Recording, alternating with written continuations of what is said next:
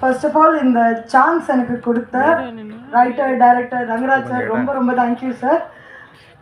நான் செகண்ட் ஹீரோயினாக பண்ணியிருக்கேன்னு மேம் சொன்னாங்க. எஸ், ஆனால் கேரக்டருன்றது ஒவ்வொரு ஸ்டோரிக்கு ஏற்ற மாதிரி மாறும். ஸோ இதில் எனக்கு கொடுத்த கேரக்டர் என்னை பொறுத்த வரைக்கும் ரொம்ப ஒரு டிஃபிகல்ட்டாக நான் எஸ்டாப்ளிஷ் பண்ணியிருக்கிற ஒரு character. I was very blank. நான் உள்ளே போகிறப்ப அதுக்கான ஃபுல் சப்போர்ட் கொடுத்து எப்படி பண்ணும், என்ன பண்ணும், ஹவு ஷுட் ஐ போட்டு இந்த கேரக்டர் எல்லாமே எனக்கு கற்றுக் கொடுத்த ரங்கராஜ் சார் ரொம்ப ரொம்ப தேங்க்யூ சார். ஒவ்வொரு இன்ஸ்டன்ஸான ஒரு டீட்டெயில்ஸ் நீங்கள் எனக்கு கற்றுக் கொடுத்தீங்க. Yes, it is a new platform. எனக்கும் இது ஒரு நியூ பிளாட்ஃபார்ம். ஆனால் நீங்களும் இதில் ஒரு நியூன்றது அவ்வளோ ஈஸியாக என்னால் கண்டுபிடிக்க முடியல. ஏன்னா நான் என்ன பண்ணுன்றது என்னோட பர்ஃபெக்டாக நீங்கள் வந்து எனக்கு நடிச்சு கற்றுக் கொடுத்தீங்க. அண்ட் அதான். And I just want to say thank you so much for the opportunity everyone, all the dignitaries என்னை மென்ஷன் பண்ணதுக்கும், ஆல் த மீடியா ரெப்ரஸன்டேட்டிவ்ஸ் எவ்ரி ஒனுக்கு ரொம்ப மென்ஷன் பண்ணதுக்கு ரொம்ப தேங்க்யூ. கட்ஸ் படத்துக்கு உங்கள் சப்போர்ட் கண்டிப்பாக வேணும். வந்திருக்கும் அனைவருக்கும் என் நன்றி கலந்த வணக்கங்களை பணிவுடன் தெரிவித்துக் கொள்கிறேன். நான் இந்த இடத்துக்கு வர்றது காரணமாக இருந்த எனது ஹுண்டாய் மோட்டார் இந்தியா லிமிடெடுக்கும் அதன் நிறுவனரான சங் பாங்கு அவர்களுக்கும் எனது மனமார்ந்த நன்றிகளை தெரிவித்துக் கொள்கிறேன்.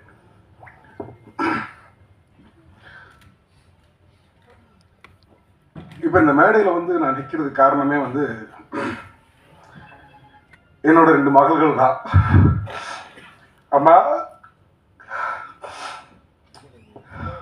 அப்பா இதை கூட விட்டுட்ட பார்த்துக்கிட்டு இருப்பேன் நினைக்கிறேன்.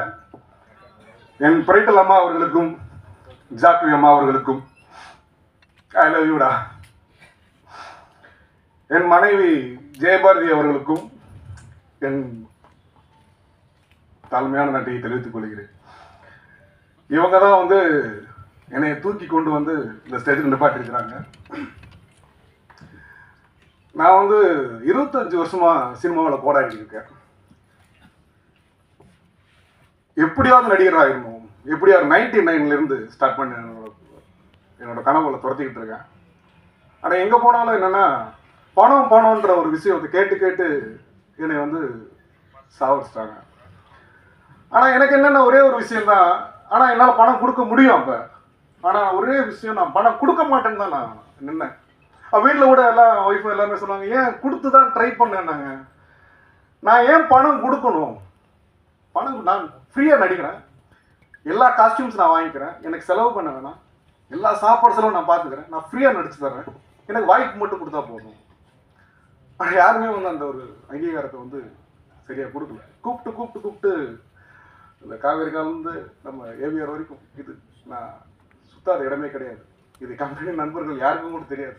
டெய்லி ஷிஃப்ட் முடிஞ்சு சாயந்தரம் ஆச்சுன்னா கிளம்பிங்க வந்துடுவேன், வந்து நண்பர்களை பார்ப்பேன். எங்கேயுமே எனக்கு அந்த வாய்ப்புகள் கிடைக்கல. சரி, ஓகே, நானும் சுற்றி பார்த்தேன், அந்த வாய்ப்புகள் கிடைக்கவே இல்லை.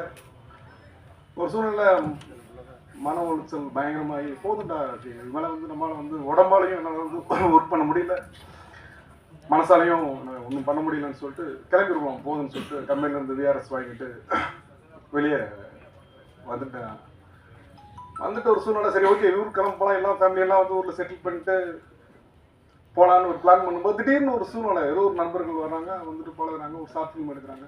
நம்ம ஏன் ஒரு சின்ன படம் எடுக்கக்கூடாதுன்னு. சரி, எவ்வளோக்கு எடுக்கலாம்?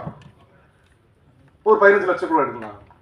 அப்போ நான் ஒரு கணக்கு பண்ணுறேன். சரி, ஓகே, இப்போ இந்த 15 லட்சம் நம்ம ஃபேமிலியை வந்து ஸ்டபுள் பண்ணிடலாம், ஒன்றும் பிரச்சனை கிடையாது அப்படின்னு சொல்லிட்டு அந்த 15 லட்சத்துக்கான ப்ரொடக்ஷனை ஸ்டார்ட் பண்ணுறேன். எனக்கு ப்ரொடக்ஷனை பற்றி பெருசாக நாலேஜ் இல்லை.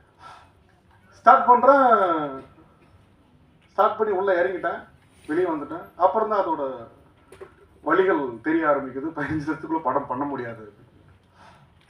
ஏன்னா அது காலை வச்சுட்டோம், பின் வாங்க மாட்டேன். அது என்னோட சின்ன வயசுல பழக்கம். சரிங்க, ஒவ்வொன்றா குவாலிட்டி.